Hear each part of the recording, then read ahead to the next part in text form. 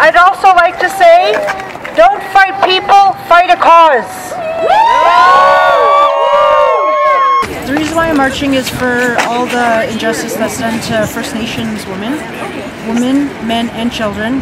And I find that when it comes to the media and the government, there needs to be more public inquiry when it comes down to it, because we are human beings.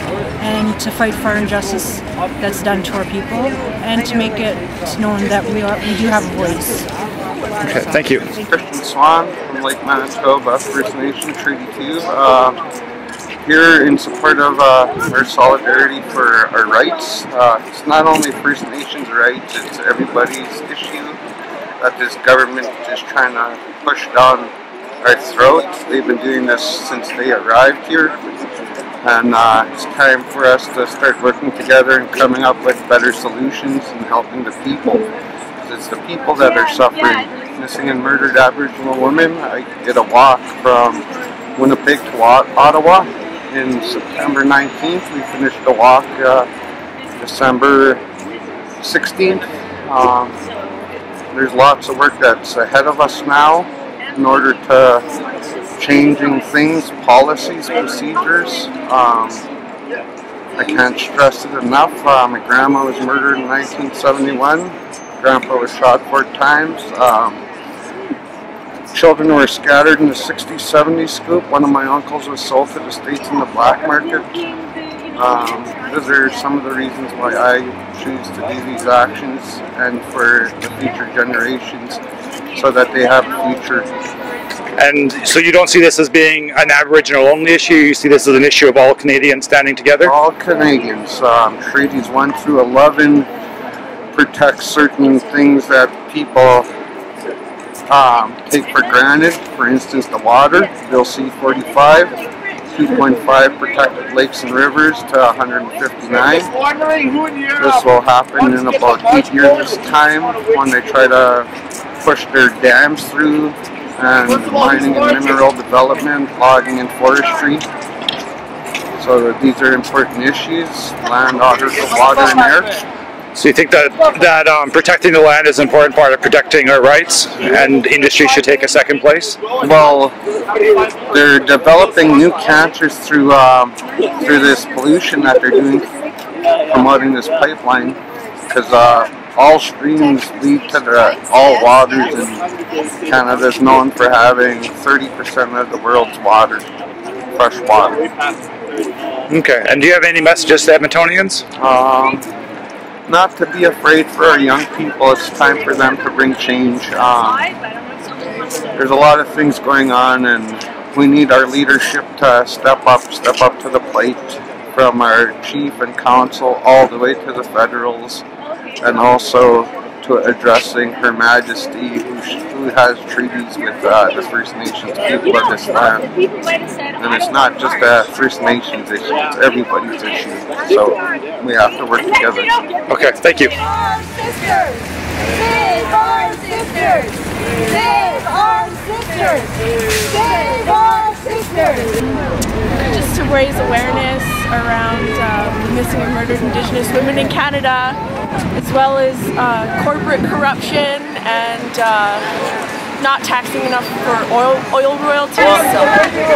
Well, I wanted to show my support for those people that perhaps seem to be disgruntled with the current system and the current way that our government, both provincial and federal, are being run, but as well as like I think when we look at financial, go ahead. Sorry.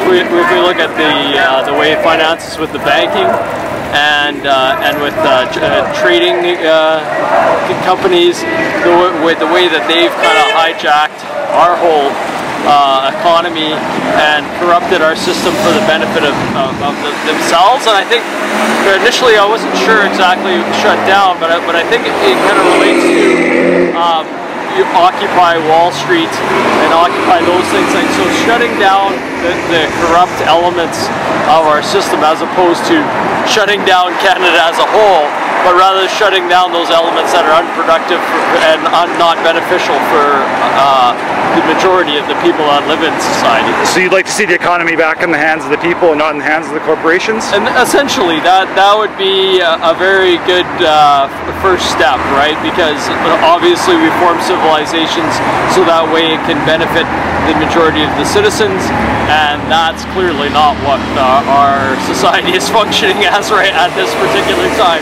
So okay, thank you. Thank you.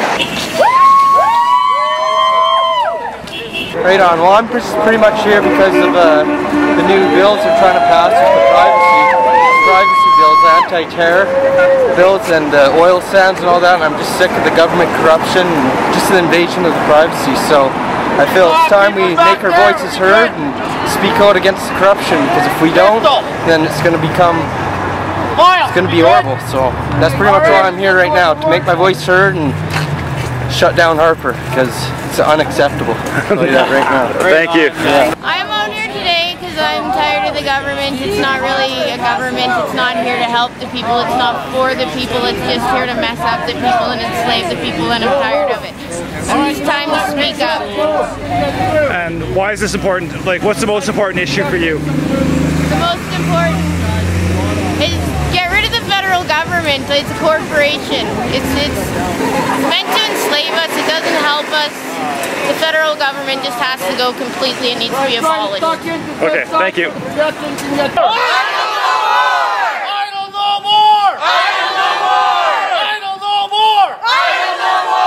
Wishing will not make it happen. Stephen Harper is going to hang on to power as long as people are lazy enough to stay home on election day. I won't tell you who to vote for, but A, B, C is the way to go. Anyone but conservative. And if you think voting is hard or complicated, all you need is the same ID that you young people need to buy a drink in a bar. Yep. You know, you just need something to prove who you are and where you live. And if you can show that when you walk into Hudson's, then you can show it when you walk into the polling place. So, be sure to take these good intentions out to your neighbors and your family members and your co-workers, because we can't get rid of Harper until we vote in opposition candidates in every riding. We only have one NDP candidate representing Alberta at this time, Linda Duncan.